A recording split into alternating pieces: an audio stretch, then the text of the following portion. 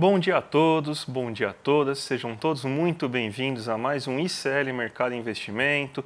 Bom dia à nossa audiência do Maranhão, São Luís e região, que está vendo a gente aí pela TV UFMA. Um grande abraço para vocês aí.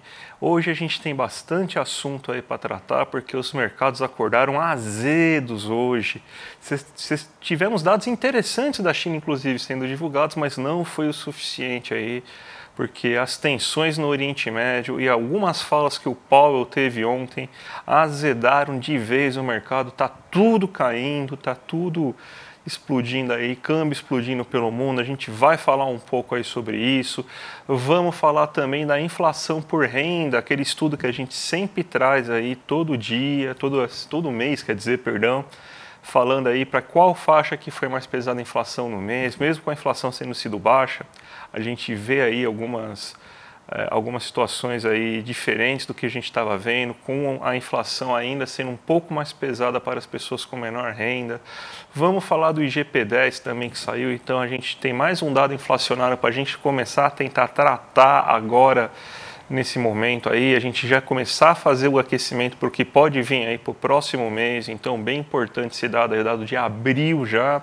E também vamos falar da LDO, vamos falar aí de toda essa questão fiscal aí, que também está azedando um pouquinho o mercado, mas obviamente, né, não tem o peso tão grande quanto você tem aí dos fatores externos aí para a gente tratar do mercado, né?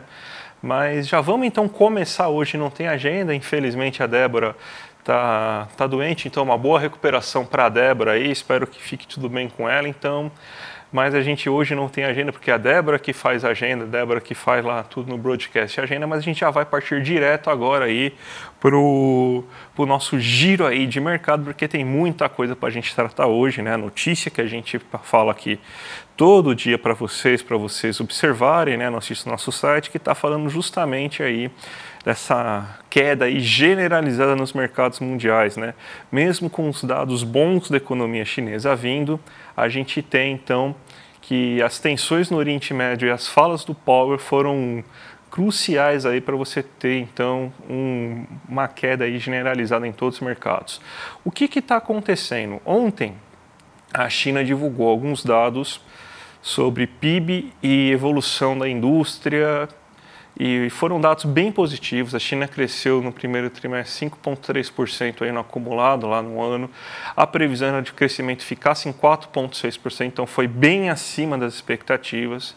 Então tudo levava a crer que a gente tivesse um grande dia aí na Ásia, principalmente nos mercados chineses, e talvez alguns reflexos negativos em alguns mercados mais ligados às bolsas ocidentais, como por exemplo o Nikkei 225 do Japão, né, ou o próprio KOSPI da Coreia do Sul, que acabam sendo mais sensíveis ao que está acontecendo nas bolsas de Nova York do que está acontecendo na China de fato.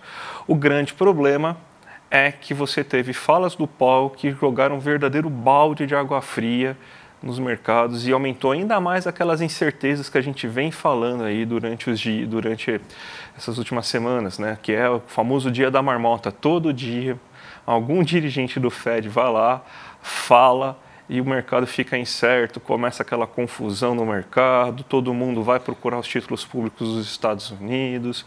O que está acontecendo foi justamente isso, né? O Powell falando sobre a resiliência da inflação dos Estados Unidos, mais uma vez aí deixou crer que a próxima tentativa de mudança na taxa de juros dos Estados Unidos, que estava sendo já bem discutível se ela ia acontecer em julho, agora ela só está prevista agora para talvez acontecer em setembro. Existe agora também a possibilidade de nem ela ocorrer esse ano, o que seria então um verdadeiro problema para os mercados mundiais, porque está reduzindo bastante o apetite pelo risco, né? Então está todo mundo muito avesso ao risco, todo mundo indo para os títulos públicos norte-americanos. As taxas de longo prazo dos títulos públicos norte-americanos estão cada vez maiores, e para ajudar, não tivesse nada mais aí para a gente falar, a gente tem ainda que a tensão entre Irã e Israel está deixando tudo muito incerto no radar, mesmo com essa tensão não afetando, por exemplo, o mercado de petróleo, né? Porque parece que, pelo menos no curto prazo, não deve ter alguma retaliação de Israel em relação ao contra-ataque do Irã que aconteceu nesse fim de semana, ainda existe um grande temor aí sobre o que pode acontecer, né, devido até ao próprio histórico recente aí de Israel, de não querer seguir resoluções da ONU, de querer se impor à força mesmo aí dentro do seu território no Oriente Médio. Então, existe aí que uma preocupação aí, e você sabe que tensões globais acabam levando aí as pessoas para mercados mais seguros. E você tem então a tempestade perfeita, vamos dizer assim, né? Porque você tem, então, um mundo procurando segurança por causa das incertezas em relação ao conflito no Oriente Médio. As falas do Powell falando que, pelo menos, aí, no médio prazo, aí, pelo menos você vai ter mais 6 meses aí garantidos, quase 6 meses, é basicamente isso, né? Quase 6 meses garantidos aí de uma taxa de juros que deve se manter inalterada. Então, a aversão ao risco foi o limite. Isso aí está fazendo com que todo o dinheiro que estava nas bolsas de valores do mundo e estava em países emergentes, por exemplo, fossem lá para os Estados Unidos com a compra de títulos públicos norte-americanos. Então é isso que está acontecendo. E mesmo com os dados importantes que a China divulgou, a gente está tendo aí esse efeito. A gente tem aqui no gráfico, inclusive, para mostrar um dos exemplos do que está acontecendo, que é o Xangai Composto. Um dado aí que é bem importante, porque ele está refletindo justamente aí o sentimento que está acontecendo na China. A gente tem então que num dia que a China consegue divulgar dados de evolução em sua indústria, varejo, e um aumento do PIB acima do esperado, você tem então que mesmo assim o mercado chinês ele reagiu muito negativamente a esses aumentos de tensão. Você era para ser um dia de pelo menos uma alta até que expressiva do Xangai Composto, mas o que a gente viu aí é uma queda de 1,63% do Xangai Composto, mesmo após essa divulgação. Ou seja, pouco importou aí a divulgação de um dado muito favorável à China, pouco importou mesmo.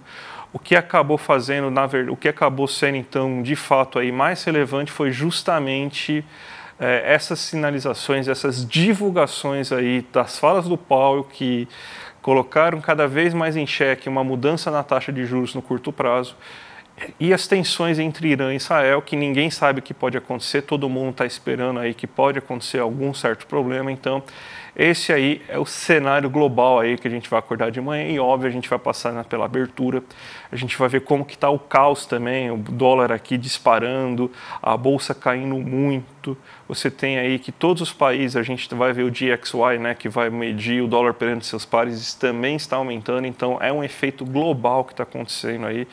Tudo por causa dessa elevação das tensões aí entre Israel e Irã e também com as falas do Powell. Vamos agora para o Brasil, porque foi divulgado finalmente o relatório Focus aí que mostra como que o mercado está acreditando que vai ser a economia brasileira durante esse ano. A gente teve que até agora o relatório Focus ele estava muito bem comportado. Ele não estava com nenhum relatório assim muito bombástico, assim, mudanças geralmente bem marginais. Só que esse fim de semana o mercado deve ter ido para rave. Ele foi assim, ele teve assim realmente aí, ele ficou bem animado aí, voltou e foi o primeiro relatório Focus que teve mudanças expressivas em todos os itens, inclusive, né? Então é o mercado aí pela primeira vez aí se mostrando aí mais reativo, perdão gente, se mostrando aí mudanças bem mais significativas em relação às suas projeções, né? Vamos colocar na tela, inclusive, quais são essas projeções e o que cada uma delas está colocando aí para a gente. Eu vou tomar um gole de água, programa ao vivo é assim, né? Já que não tem a Débora para colocar a câmera na hora que eu preciso beber água, eu vou ter que fazer isso aí ao vivo, faz parte, gente. Mas então, vamos lá falar do que está acontecendo aí dentro desse relatório Focus. A gente teve então a divulgação do IPCA na última semana, que mostrou que a inflação está menos aquecida do que se imaginava. E, inclusive, uma queda agora, a partir de uma desaceleração, queda não é a palavra certa, na verdade é uma desaceleração da inflação de alimentos.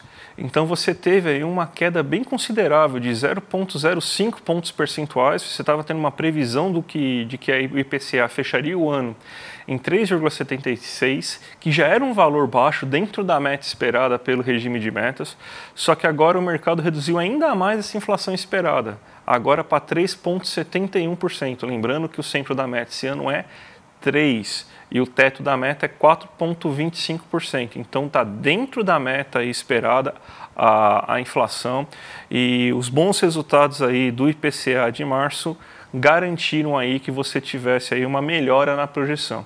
Para ajudar ainda mais, a gente teve aí que as divulgações dos dados da última semana, principalmente o comércio, que surpreendeu bastante pela qualidade de vendas do comércio, itens de grande valor, né? Eletrodomésticos, itens de informática, móveis, veículos. Isso aí fez com que aumentasse ainda mais a projeção do PIB para esse ano, segundo o mercado, e ultrapassou inclusive a projeção que o próprio Banco Central tinha mostrado no seu relatório trimestral de inflação. Então agora o PIB, segundo o mercado, começa mais próximo daquilo que o IPEA e o Ministério da Fazenda estão prevendo, que é uma melhora de 2,2% do PIB, do que na direção que a gente tinha antes aí em relação ao PIB, que era justamente de 1,9%. A gente vai ter a divulgação amanhã do IBCBR mostrando qual que deve ser aí os dados aí, o termômetro do PIB do mês de fevereiro, né? Mas a gente está vendo aí que a economia está mais aquecida do que esperado nesse primeiro trimestre, então vai tendo uma evolução do PIB. Então, desse lado aí da conta, pelo menos, a gente tem aí que o mercado está animado, melhorou bastante a sua projeção e o cenário econômico para a economia brasileira. Só que do outro lado você tem a interferência internacional batendo forte aí e também fazendo umas mudanças aí, inclusive uma mudança na Selic que não acontecia desde meados do ano passado. Então, há muito tempo, há meses que não tem uma mudança aí na previsão da Selic, e você teve essa primeira mudança, né? Até eu já explico aí porque está em 9,13, né? Explico o que está acontecendo em relação a isso, né? Por que está esse valor quebrado, não 9,25, né? Isso daí é uma questão de média. Mas vamos começar pelo câmbio. A gente está vendo essa aceleração cambial bem considerável aí. A gente deve, inclusive, ter um aumento na projeção do câmbio agora na próxima divulgação do Focus, porque você não tem capturado ainda esses 2 dias aí de aumento considerável do câmbio, vindo dessas falas do Powell e também vindo dos aumentos das tensões aí entre Israel e o Irã, né? Então você deve ter inclusive um câmbio chegando a 5% aí nesse momento, R$5 aí na próxima divulgação, mas a gente teve esse aumento. E a Selic é o dado mais importante porque a gente está vendo aí que desde a semana passada as percepções de que a política monetária dos Estados Unidos vai demorar mais ainda para mudar. Ela é um piso importante. Antes tinha desculpa da inflação de serviço, a inflação de serviço se mostrou bem comportada, mas a gente também tem o problema aí da política de juros nos Estados Unidos. A gente não pode ter um gap muito grande, né? Se a gente tiver um gap a gente está em 5,25 hoje, a gente terminar o ano em 9,25, a gente vai ter uma diferença de 4 pontos percentuais entre a taxa de juros do Brasil e dos Estados Unidos. O Banco Central acredita que esse aí é um limite que você deve se persistir, né? Eu acredito que o limite poderia ser mais baixo, mas é importante porque a política norte-americana ela vai acabar servindo de piso do que a gente pode fazer, justamente porque não seria nada inteligente você colocar uma taxa de juros que fosse próxima à taxa de juros dos Estados Unidos, porque daí na hora que os agentes forem escolher aonde vão colocar seu capital especulativo inclusive, né? Mas eles iriam escolher onde você tem uma taxa de juros mais efetiva, uma taxa de juros mais segura, né? Então, entre 5% e 25% no mercado mais seguro do mundo e 9,25%, vamos dizer assim, 8,25%, que seria a minha projeção ideal, mas se ele colocasse em 8%, aí dificilmente você teria, então, que esse diferencial de juros correria o risco para isso. Então, o mercado está começando a acreditar numa taxa de juros mais elevada aí, que não vai poder ter e vai realmente reduzir o ritmo de queda da Selic no final do mês. Por que 9,13 e não 9,25? Porque você não é um consenso ainda. Então, provavelmente, metade dos agentes, vamos dizer assim, obviamente não é assim, né? Mas para vocês entenderem, é como se metade dos agentes acreditasse que vai manter a taxa, que vai ainda ter Selic a 9% no final do ano, e outra metade acreditasse que vai ter em 9,25%. Então, você faz uma média, isso daí ficou em 9,13%. Por isso que você não ficou exatamente em 9,25%. Então, esse aí foi o cenário do mercado aí agora nessa semana. Agora a gente vai partir para o dado mais importante, eu acho que desse dia aí, pelo menos no caso do Brasil, que é a inflação por renda. Você teve aí que a inflação desacelerou bastante aí em todas as faixas de renda para março, só que ela voltou a ter aí, aliás, durante esse ano inteiro ela voltou a ter a pior das configurações possíveis, né? Ela voltou a ser mais pesada para as pessoas com menor renda do que para as pessoas com maior renda. Uma característica da inflação brasileira no ano passado, até porque o preço dos alimentos caiu muito ano passado, é justamente que a inflação ela foi melhor aí, ela foi menos danosa para as pessoas com menor renda e ela impactou mais as pessoas com maior renda. Esse ano, porque a inflação de alimentos voltou e deve persistir pelo menos ainda um pouco em abril, a gente tem essa situação toda, né? Então, a gente tem até o gráfico aí para mostrar para vocês tudo o que está acontecendo e tudo que acabou ocorrendo aí nesse momento, né? A gente tem aí que, ó, o IPCA, ele teve então uma alta geral de 0,16% e ficou em 12 meses em 3,93% aí de alta nos últimos 12, no acumulado 12 meses. A gente vê aí que pelo menos as pessoas que têm renda muito baixa, elas tiveram um impacto maior do que o IPCA. Justamente porque mesmo em desaceleração, os alimentos ainda foram os piores problemas da inflação agora nesse mês. Então a gente tem que para pessoas com renda muito baixa o impacto foi de 0,22%, de renda baixa foi de 0,20%, de renda baixa média foi justamente igual ao do IPCA, que foi de 0,16%. Mas você vê como o impacto foi muito menor para pessoas com renda mais alta, principalmente quando a gente tem a renda alta, que o impacto foi quase nulo, foi só de 0,05%. A gente ainda tem essa escadinha positiva aí, ou seja, o impacto nos últimos 12 meses sendo menor para as pessoas com menor renda do que para as pessoas com maior renda, porque por causa de tudo isso que aconteceu aí no último ano, com a inflação de alimentos sendo menos danosa do que a inflação de combustíveis, por exemplo, aí, que foi um pouco mais pesada aí em 2023 que a de alimentos. Então, por isso, a gente ainda tem que a inflação, ela nos últimos 12 meses ainda foi menor, foi menos pesada para as pessoas com menor renda do que para as pessoas com maior renda. Então, para uma pessoa com renda muito baixa, o impacto inflacionário foi de 3,25 nos últimos 12 meses, menor do que, por exemplo, o índice oficial. Para as pessoas com renda baixa, a inflação, o impacto foi de 3,93%, foi 3,46%, ainda menor. Somente a partir da renda média que a gente tem uma inflação mais pesada do que a média do IPCA. E para pessoas com renda alta, o impacto foi muito maior, né? Foi de 4,77% aí no mês. Já que a gente está falando sobre inflação agora nesse momento, saiu hoje também os dados do IGP-10, que é o primeiro dado inflacionário que a gente tem em relação ao mês de abril. E você teve uma queda de 0,33%, mas de novo puxado pelo preços ao produtor.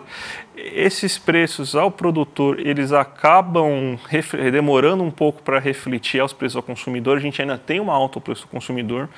Inclusive, a gente montou aqui um gráfico aqui para vocês verem aí qual que foi o impacto que a gente teve em relação à inflação aí nesse mês, o IGP-10 aí nesse mês aí de abril, né? A gente teve aí que o IGP-10 caiu 0,33, chegando em 3,81 de queda no acumulado em 12 meses. Mas muito puxado pelo IGPA, né? O IPA, né? Que é o índice de preços ao produtor amplo, que caiu 0,56%, principalmente nos custos de matéria-prima. Foi o principal item que puxou para baixo o IPA. E agora ele tem no acumulado em 12 meses uma queda de 6,4%. O IPC, que é o mais importante para a gente, ele acabou tendo uma alta de 0,21%.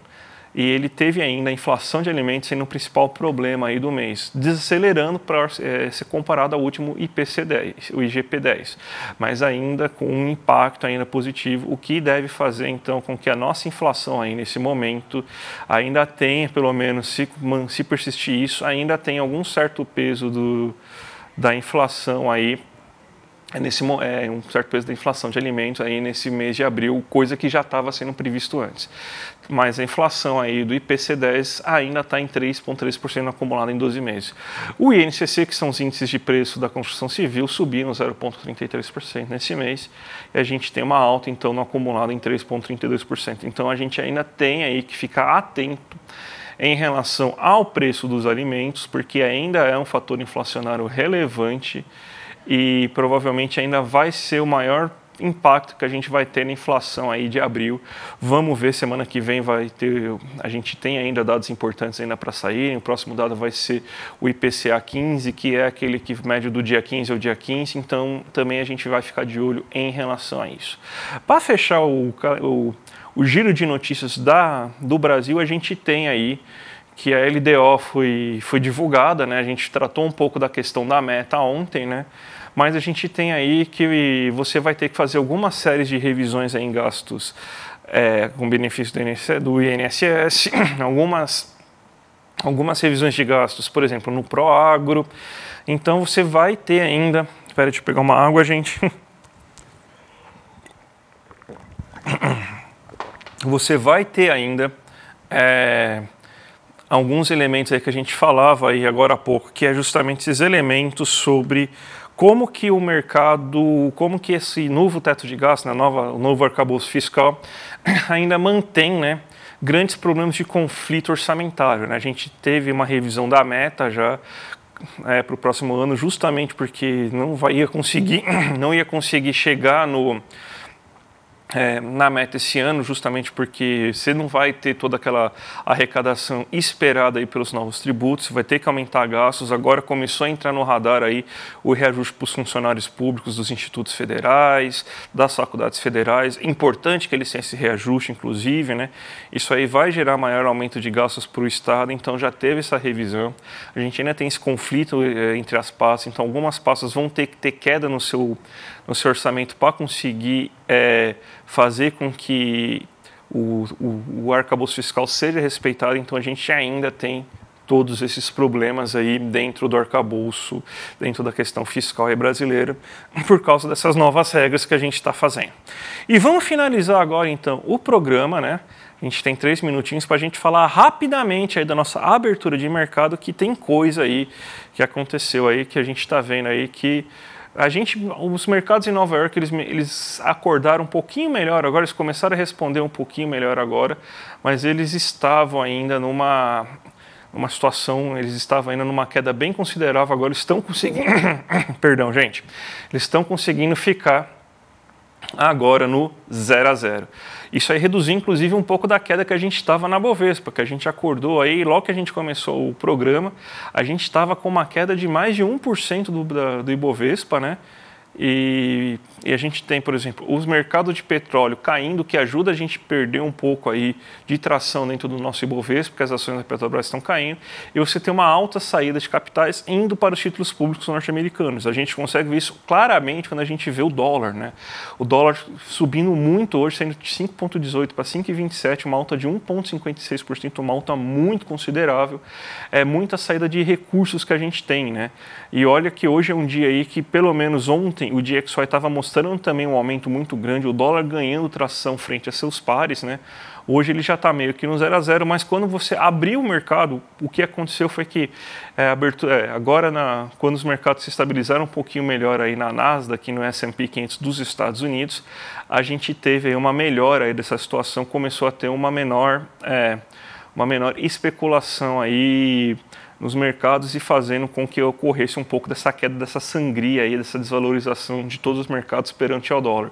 Mas você vê aí que, por exemplo, o efeito já tinha sido dado aí nos mercados asiáticos, né? O Nikkei 225 com uma queda de quase 2%, o Xangai Composto uma queda de 1,64%, o dólar subindo ainda 1,55%. Então, a gente teve aí todos esses grandes problemas aí no mercado hoje aí, com essas falas do Powell, esse aumento da tensão aí, e a gente vai ter uma semana bem dura aí para o Ibovespa se tudo continuar assim, né?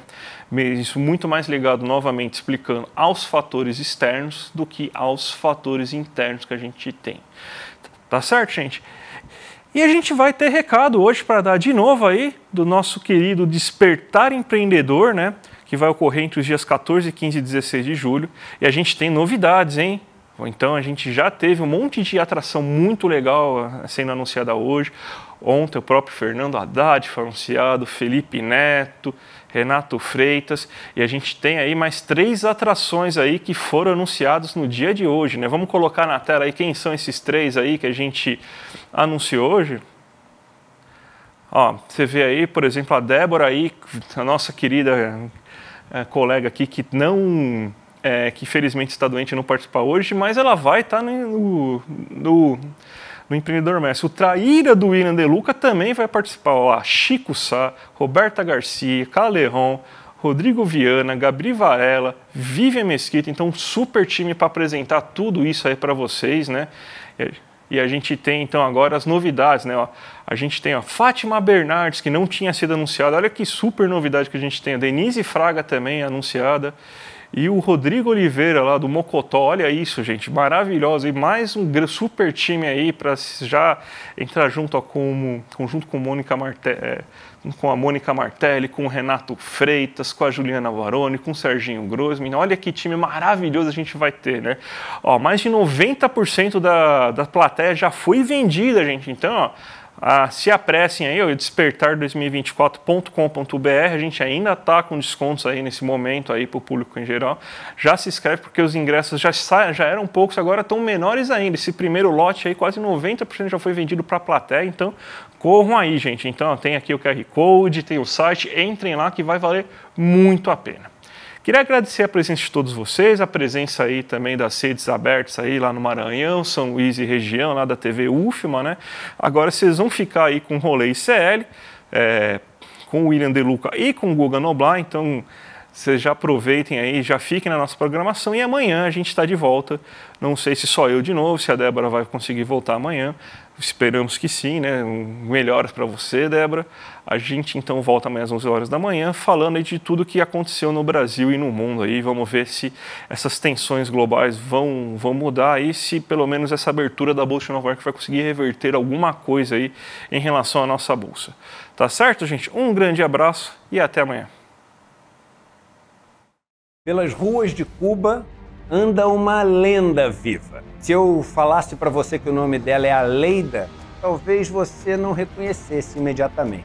Mas se eu te falasse que o nome dela é Aleida Guevara, aí eu tenho certeza que você vai saber de quem eu estou falando. Aleida Guevara, filha de Che Guevara, o líder revolucionário mais popular de todos os tempos, se encontrou com o ICL e contou pra gente a biografia dele, seu pai, a pessoa que mais inspirou gerações a lutar por um mundo mais justo. Para você não perder esse encontro, é só você se inscrever no link aqui em cima ou aqui embaixo. E no dia 21 de abril, um domingo às 8 horas da noite, participar desse encontro inédito e exclusivo.